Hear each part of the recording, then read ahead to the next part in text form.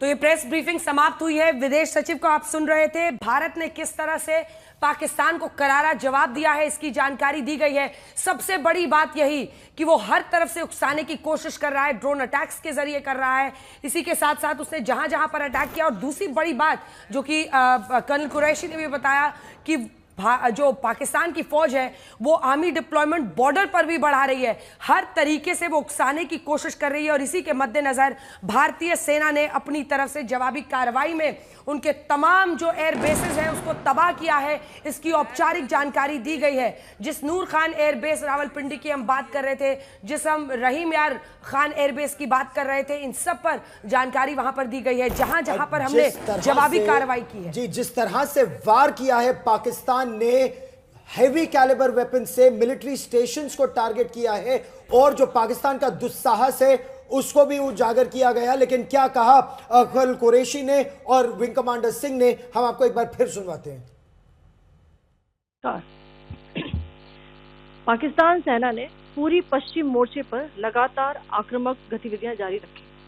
उसमें UCAV drone, long range weapon, loitering munitions और लड़ाकू विमानों का उपयोग कर भारतीय सैन्य ढांचे को निशाना बनाया।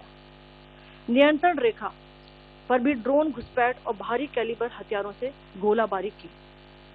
अंतर्राष्ट्रीय सीमा और एलओसी पर श्रीनगर से नलिया तक 26 से अधिक स्थानों पर हवाई घुसपैठ के प्रयास किए गए। भारतीय सशस्त्र बलों ने अधिकांश खतरों को सफलतापूर्वक निष्क्रिय किया। फिर भी वायु सेना स्टेशनों पर उधमपुर, पठानकोट, आदमपुर और भुज बठिंडा स्टेशन, इन सब पर उपकरण व पर्सनल्स को हानि पहुंचाई। मैं ये भी बताना चाहती हूँ कि पाकिस्तान ने हाई स्पीड मिसाइल सुबह 1:40 पर इस्तेमाल करके पंजाब के एयरबेस स्टेशन को दागने की कोशिश की। एक निंदनीय और अनप्रोफेशनल एक्ट के तहत पाकिस्तान ने श्रीनगर, अवंतीपुर और उधमपुर के वायु सेना अड्डों पर चिकित्सा केंद्र और स्कूल परिसर को निशाना भी बनाया, जिससे उसके द्वारा सिविल इंफ्रास्ट्रक्चर पर हमला करने की गैर जिम्मेदाराना प्रवृत्ति फिर उजागर हुई।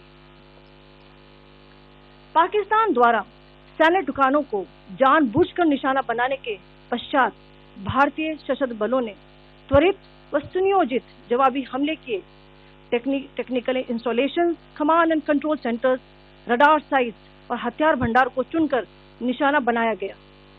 रफीकी, मुरीद, चकलाला, रहमियार खान, सुकूर और चुनिया स्थित पाक सैन्य ठिकानों पर एयर लॉन्च सटीक हथियारों व लड़ाकू जेट से प्रहार किए गए। पसरूर स्थित रडार साइट और सियालकोट का एविएशन बेस भी प्रिसीजन एम्यूनिशन से टारगेट किए गए। इन कार्रवाइयों के दौरान भारत ने कम से कम कोलैटरल डैमेज की क्षति सुनिश्चित की। चिंता का विषय यह रहा कि पाकिस्तान ने लाहौर से उड़ान भरने वाले नागरिक विमानों की आड़ लेकर अंतर्राष्ट्रीय हवाई मार्गों का दुरुपयोग किया, ताकि वे अपनी गतिविधियां छिपा सके। ऐसी चालों ने भारतीय वायु प्रतिरक्षा तंत्र को नागरिक सुरक्षा सुनिश्चित करते हुए अत्यधिक संयम के साथ कार्य करने के लिए विवश किया।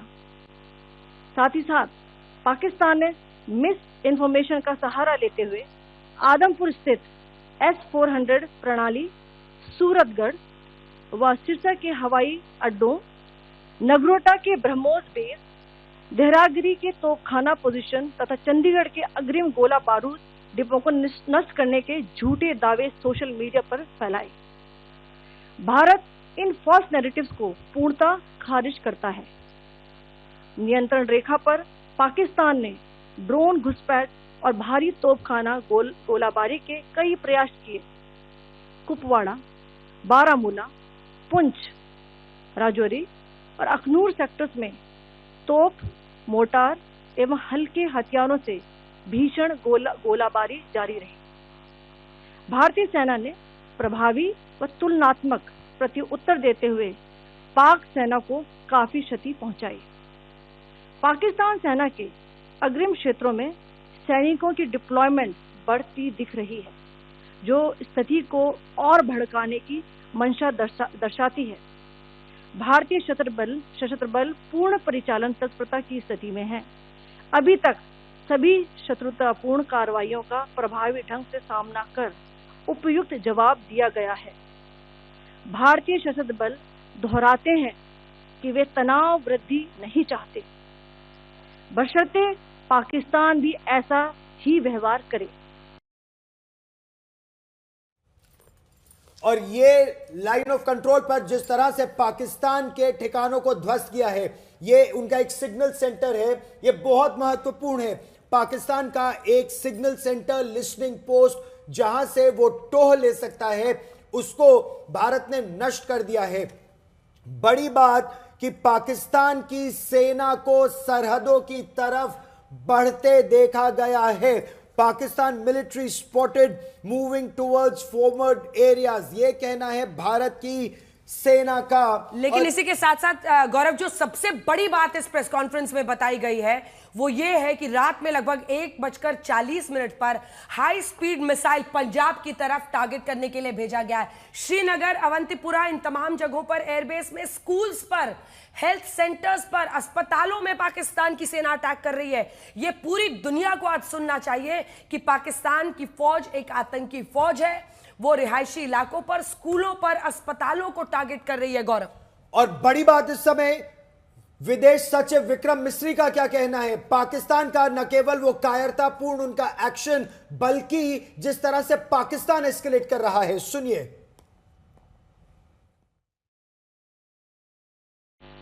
जैसा कि हम पिछले 2-3 प्रेस ब्रीफिंग्स में भी बता चुके हैं, ये पाकिस्तानी गतिविधियां हैं पिछले 2-3 दिन से, जो एक एस्केलेटरी तौर पे देखी जा रही हैं और प्रोवोकेटिव तौर पे देखी जा रही हैं। I've said on numerous earlier occasions, it is Pakistani actions that have constituted provocation and escalation.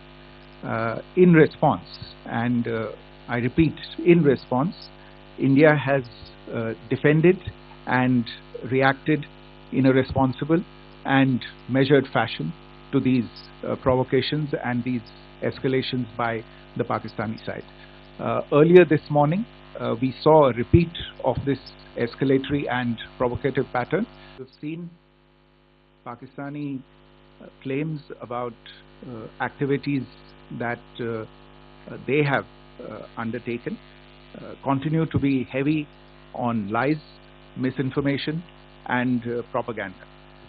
And on top of that, this is peddled by Pakistani state agencies. The claims that they have made about attacking and destroying various places, various military installations and facilities, as has been pointed out by my colleagues here this morning, are completely false. The claim about the Air Force station in Sirsa being destroyed, completely false, as you've seen. The claim about the Air Force station in Suratgarh being destroyed, completely false again, as you have seen. There's a claim that has been made that the S-400 base at Adampur was destroyed, completely false once again. Claims have been made. और मंजीत ने कि हमारे सहयोगी इसी खबर पर हमारे साथ जुड़ रहे, सीधे उनका रुख करते हैं। जो पूरी जानकारी आज दी गई है इस प्रेस कॉन्फ्रेंस में, सबसे बड़ी बात है यही है कि एक तो बॉर्डर पर वो अपनी आर्मी को इकट्ठा कर रहा है, हाई स्पीड मिसाइल से रात में पंजाब की तरफ हमला किया, मतलब एयरफोर्स स्टेशन में, श्रीनगर में, अस्पताल, स्कूल तक को टारगेट कर रहा है। पूरा ये प्रेस कॉन्फ्रेंस डिकोड कीजिए सरल भाषा में मंजीत हमारे दर्शकों के लिए। देखिए, साधारण शब्दों में कहें तो दो मोटी बातें जो लोगों के इंटरेस्ट की हैं जानने की, अंजना, की पहली बार पाकिस्तान की तरफ के बारे में बताया गया कि पाकिस्तान ने लॉन्ग रेंज वेपन का इस्तेमाल किया है। अभी तक पाकिस्तान आर्म्स ड्रोन का इस्तेमाल कर रहा है। लॉन्ग रेंज वेपन का सीधा मतलब लंबी दूरी तक मार करने वाली मिसाइल का भी उसने इस्तेमाल कर लिया है, और ये जब युद्ध चरम पर होता है उस दौरान इस्तेमाल किया जाता है। तो पाकिस्तान ने कल रात अपनी लॉन्ग रेंज मिसाइल का भी भारत के खिलाफ इस्तेमाल किया है। भारत ने उसको नेस्तनाबूद किया है। पाकिस्तान की सेना बड़ी संख्या में अब सरहद की तरफ, फॉरवर्ड लोकेशन की तरफ बढ़ रही है। ये इस पर भारत लगातार नज़र बनाए हुए है, और भारत का जो जवाबी हमला है वो जो खबर हमने काफ़ी देर पहले अपने दर्शकों को सटीक तरीके से जानकारी दी थी बिना सेंसेशन किए कि कौन कौन से टारगेट थे पाकिस्तान में भारत के जवाबी हमले में। वो सारे महत्वपूर्ण टारगेट उनके नाम के साथ बताए गए।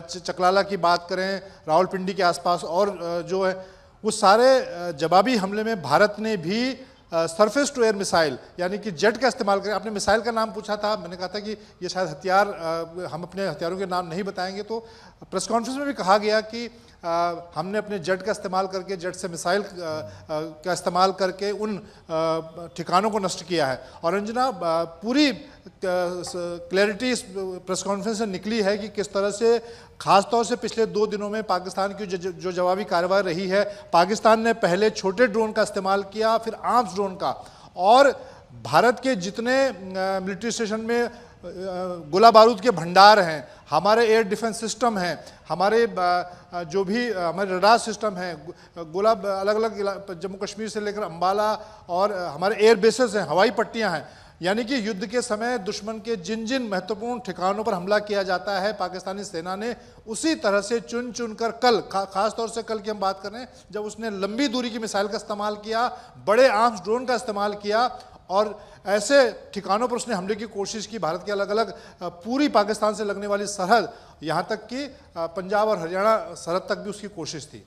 बिल्कुल। और जो एयरबेसेस की बात वो बता रही थी, 26 लोकेशंस पर तो किया ही, लेकिन इसके साथ साथ उन्होंने उधमपुर, पठानकोट, भुज, बठिंडा, इन तमाम जगहों पर उन्होंने जो हमले की कोशिश की है, जिसको आज फ्लैग किया गया है। और इसके पलटवार में जो भारत ने किया है वो एयर लॉन्च्ड मिसाइल का इस्तेमाल करके प्रिसिशन अटैक्स किए हैं पाकिस्तान के टेक्निकल इंफ्रास्ट्रक्चर पे, कमांड एंड कंट्रोल स्ट्रक्चर पे, और जहां पर उनके पास वेपन स्टोरेज फैसिलिटी थी उनको निशाना बनाया गया है, रेडार्स को निशाना बनाया गया है। और पूरी सूची विदेश मंत्रालय और रक्षा मंत्रालय ने जारी की। चकलाला, सुकूर, रहीम यार खान। महत्वपूर्ण बात, कसूर और सियालकोट में पाकिस्तान के रेडार को ध्वस्त कर दिया गया है। नूर खान, मुरीद और रफीकुर बेसिस को भी ध्वस्त किया गया है, उनके कमांड एंड कंट्रोल स्ट्रक्चर को और उनके वेपन स्टोरेज फैसिलिटीज को। बड़ी बात, पाकिस्तान के युद्ध लड़ने की क्षमता को मंजीत ध्वस्त किया जा रहा है।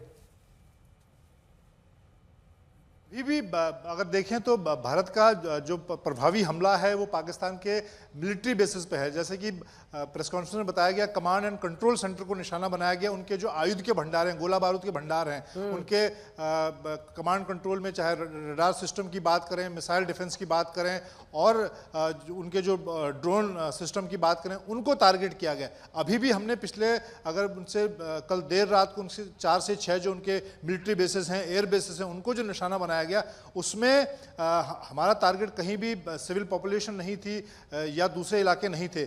पिन पॉइंट टारगेट करके पाकिस्तान के एयर पावर की कमर तोड़ने की कोशिश ये भारतीय सेना, वायुसेना की तरफ से की गई। और जैसा मैंने पहले भी बताया कि बहुत समय के बाद, गौरव, भारतीय वायुसेना का बहुत बड़ा, कुछ दिनों बाद जब इसका विश्लेषण होगा, जब ये वार के हालात थमेंगे, उसके बाद जब सारी चीज़ें निकल कर सामने आएंगी, भारत ने किस तरह की मिसाइल का इस्तेमाल किया। और अभी हम देख रहे हैं कि जिस तरह से खुली छूट दी गई, हालांकि यहाँ पर एक रिस्ट्रिक्शन जरूर है। हम लोग देख रहे हैं कि विदेश मंत्रालय की जो भाषा होती है वो डिप्लोमेटिक होती है, और वो इसीलिए प्रेस कॉन्फ्रेंस की जिम्मेदारी, मैंने कल भी कहा था कि इस पूरे मामले में अभी तक आपने देखा प्रधानमंत्री नरेंद्र मोदी ने कोई ट्वीट नहीं किया, कोई उन्होंने स्टेटमेंट नहीं दिया, क्योंकि अभी इवॉल्विंग हालात हैं, स्थिति ऐसी है। और सारी, मुझे लगता है कि हमारी सेनाओं के अंदर, सेनाएं जिस तरह से कार्रवाई कर रहे हैं, उन्हें ये लगता है या लोगों में ये लगता है कि हम बहुत सारी जानकारी लोगों तक पहुंचनी चाहिए कि किस तरह से हमारी सेना छक्के छुड़ा रही है। लेकिन क्योंकि हम एक जिम्मेदार देश हैं, इसीलिए सारी चीज़ों को बहुत सोच समझकर लोगों के सामने रखा जा रहा है। कितनी जानकारी इस वक्त युद्ध के हालात में लोगों के बीच दानी है, मीडिया को देनी है, उसको अंतर्राष्ट्रीय मीडिया देखेगा, वर्ल्ड देख रहा है।